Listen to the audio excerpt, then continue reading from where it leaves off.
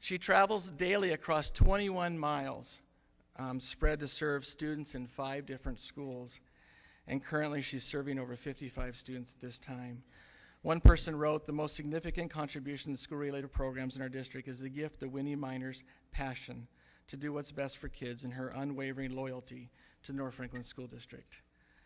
Another staff member mentioned, "She is highly skilled and an educator who's committed with heart, mind, and soul to high standards in education.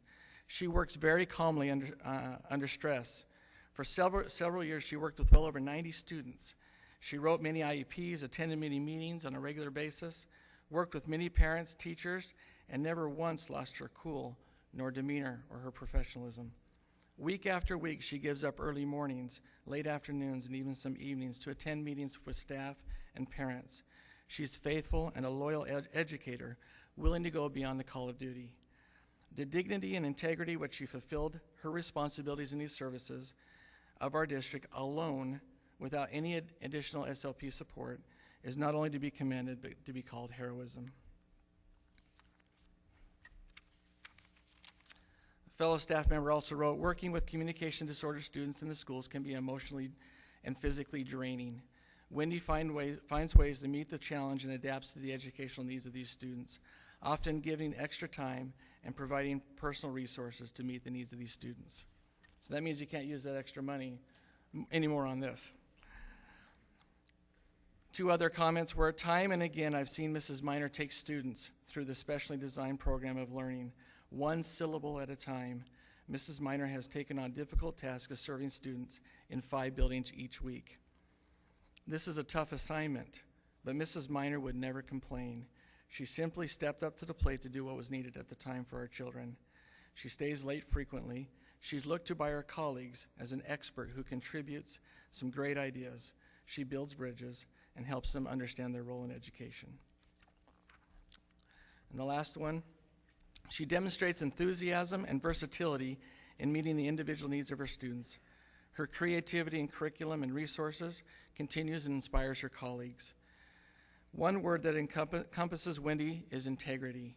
Her goodness and honesty as a person make her an outstanding example of a person who touches the lives of the children." I've been in the district for 15 years as a teacher and as an administrator, and if I were to describe Wendy, I would say she is a quiet leader, and that servant leadership she has down to a T. So congratulations, Wendy.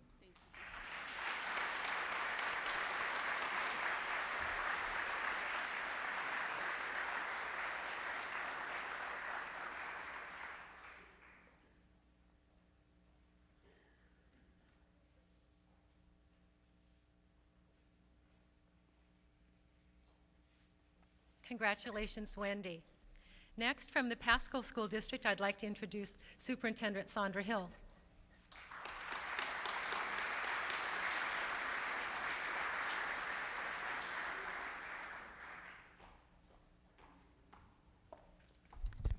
Thank you, Deanna. I want to start out by again thanking John Umbarger and Floyd for their unwavering commitment to recognize our top-notch educators and all the other sponsors who are listed in the program.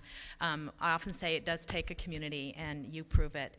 I'd like to have both Wade Barrow and Lisa Arriaga come up. I'm going to let them stand together so they don't feel so alone up here. While they're coming up,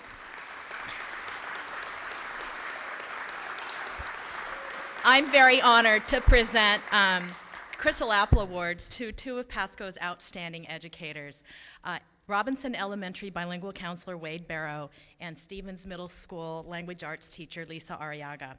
Both Lisa and Wade work in schools which serve students who face many challenges. Lisa and Wade don't just make sure that their students beat the odds. They truly help their students create new odds for themselves and their families. So Wade, you're going first here. Ready? Wade has been a bilingual school counselor at Robinson Elementary since it opened in 2005. He's been an advocate for students and families throughout the Tri-Cities. Many of you know Wade as an advocate in that regard. He's worked at the ESD. He's worked as a family advocate in Kennewick. He's been a family counselor for juvenile court, and he's worked in Richland as a behavior intervention assistant. It's truly evident that Wade's belief in students and families transcends borders. Wade is truly a school counselor. He acts as both a cheerleader and a kind taskmaster when needed. It is Wade that students, families, and teachers turn to when they need help. But it's also to Wade they turn when they have good news to share and to celebrate accomplishments. Wade is not afraid to tackle the tough and sensitive issues that come his way, and he provides the parties with resources and skills as they learn to help to cope with their challenges themselves.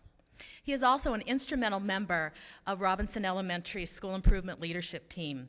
He is co-chair of the school's Supportive Learning Environment Committee and co-chair of Robinson's Action Team for Partnerships, which is the leadership committee that helps develop the successful parent and community partnership program. Wade's commitment to Robinson students and families extends past the school doors as well. He teaches parenting with love and logic, works with the ESD to facilitate strengthening family sessions. He also teaches Steps to Respect, an anti-bullying and violence prevention program, and PeaceWorks, which is a friendship and conflict resolution program for younger students. At the beginning of the last year, Wade took on the lead in organizing, planning, and implementing Robinson's Self-Managers program. That focuses on teaching and recognizing students who make the choice to manage their own behaviors, but to follow school rules and act as good citizens. Wade wants every student truly to be successful and instills in them that confidence and belief.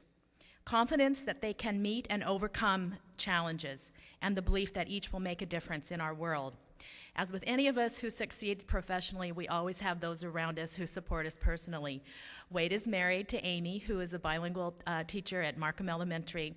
He's got two great kids, Carly and Cole, who was reading earlier.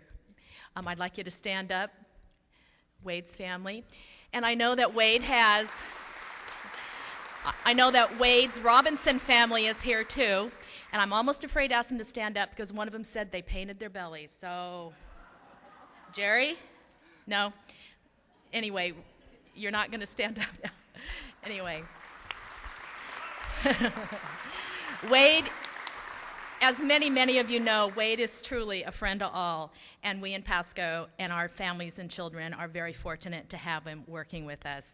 I'm very proud. Thank you, and congratulations, Wade.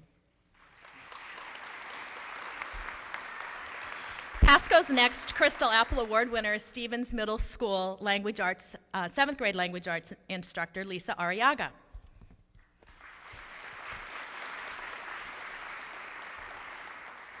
Although she looks sweet and well, she is, I shouldn't say that. But what I want to say is she is a force to be reckoned with when it comes to doing the right thing for staff and students at Stevens. She's been a leader, mentor, and friend to her colleagues from the time she began working in Pasco in 2005. And before Pasco, Lisa taught in Mapton and taught ESL at YVC for adults. In Pasco, Lisa is currently the school's literacy coach in addition to her teaching schedule, and is also one of only 9 individuals across the district who is a GLAD key trainer in training this year. That's a huge task. Now, if all that wasn't enough, she is currently immersed in preparing her portfolio for her national board certification this spring.